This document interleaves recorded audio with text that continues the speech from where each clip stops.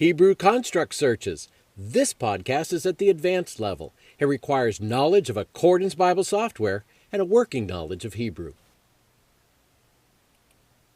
Hebrew users, rejoice! Accordance's Hebrew construct searches put powerful and precise tools at your fingertips, all in an easy-to-use drag-and-drop graphical interface. After all the time you invested learning Hebrew, doesn't it make sense to use a program that allows you to take advantage of it? This podcast will help you do just that. Podcast number 19, Construct Searches, covers the basics. If you haven't already watched it, let me encourage you to do so before continuing with this podcast. Hebrew construct searches allow users to search in any grammatically tagged Semitic language text and in multiple texts simultaneously. We can also search for specific roots, lexical and inflected terms, exact grammatical forms, and complex phrases with ease. Begin a new Hebrew construct search by typing Command 3.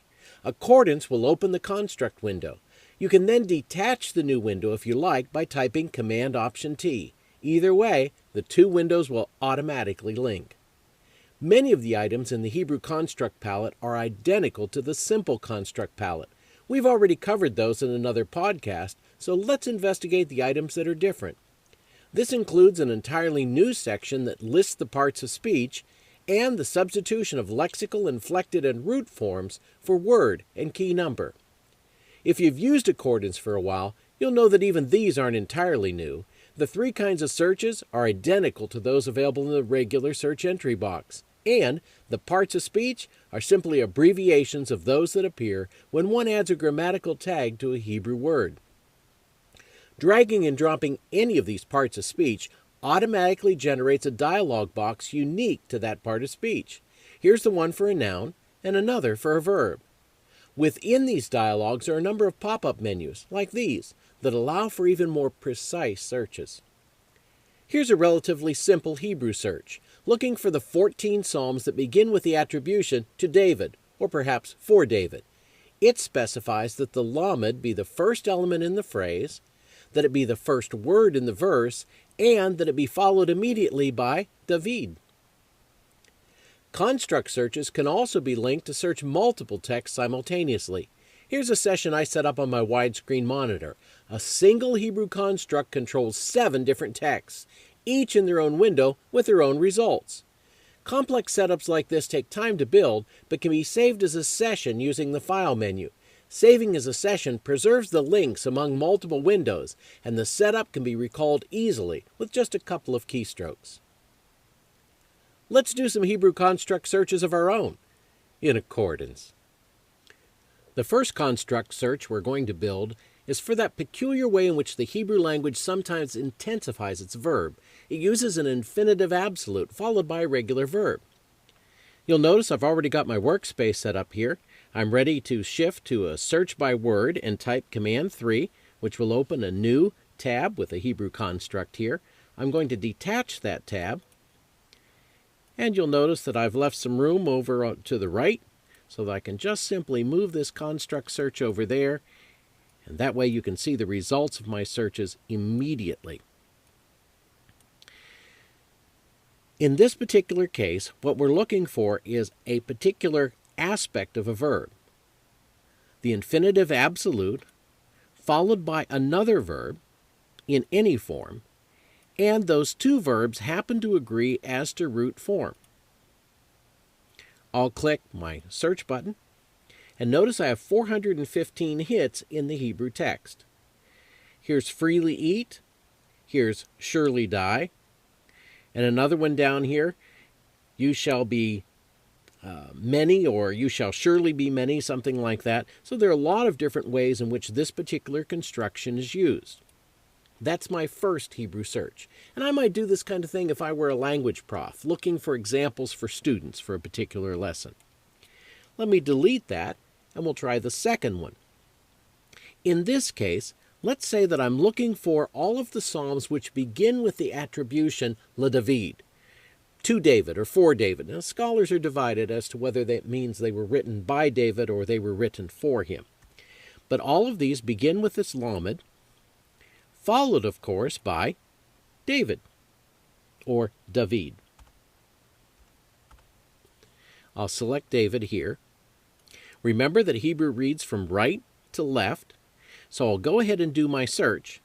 Do you notice how many hits I received?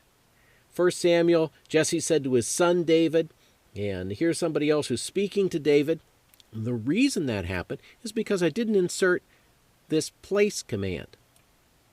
The place command means that the lamed must not only appear first in the phrase, reading right to left, but it also has to be the first element in the verse. Watch what happens when I click Search. Now I simply have those 14 psalms which begin Le David Mitzmor. Like most everything else, proficiency in Hebrew construct searches comes with practice. Here's an easy way to do just that. Select a verse and parse it. For example, let's take the first verse of the first hit we found in the last search, Psalm 24:1. I'll press down my Control key and look up parsing. Now I have this new tab with all of the parsing information. There's a wonderful poetic expression here, the earth in its fullness. What we're going to do is to try and use this information from the parsing chart to build a construct search. If we do it correctly, we'll find the original verse as one of the hits in our search.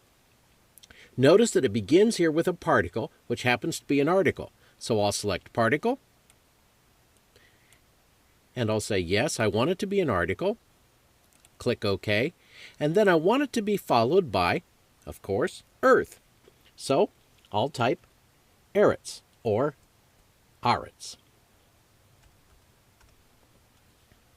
Click OK.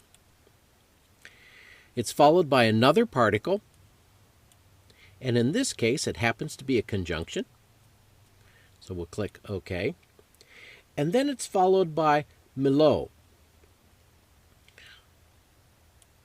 So we'll ask for another Hebrew word, fullness, right there. And of course, the end of Milo is this feminine third singular suffix. So say, well, at the end of that, we're looking for a particular suffix, and it happens to be third, feminine, and singular. Now, if we've done this correctly, we'll actually see Psalm 24:1 is one of our, in this case, 2 hits.